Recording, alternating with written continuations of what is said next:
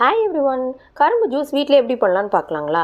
நிறைய பேர் பொங்கலுக்கு வந்துட்டு கிடைச்ச கரும்பெல்லாம் வீட்டில் ஒரு ஓரமாகவோ வேஸ்ட்டாக அப்படியே கிடக்கும். நிறைய பேர் சாப்பிடணும்னு நினைப்பீங்க, ஆனால் சாப்பிட முடியாமல் இருக்கும். இதை எப்படி ஜூஸ் பண்ணலான்னு இப்போ பார்க்கலாம் வாங்க. ஃபஸ்ட்டு மேலே இருக்கிற தோல்லாம் நல்லா கழுவிட்டு சீவிடுங்க. அதுக்கப்புறம் அந்த நடுவில் இருக்கிற ஹார்டான இடத்த எடுத்துகிட்டு மீதி இருக்கிற துண்டெல்லாம் வந்துட்டு வாழைத்தண்டு மாதிரி குட்டி குட்டியாக நறுக்கி எடுத்துக்கலாம். கிட்டத்தட்ட ஒரு அடி கரும்புக்கு ஒரு அரை மூடி லெமன் சாறு புளிஞ்சு விட்டுக்கிறேன்.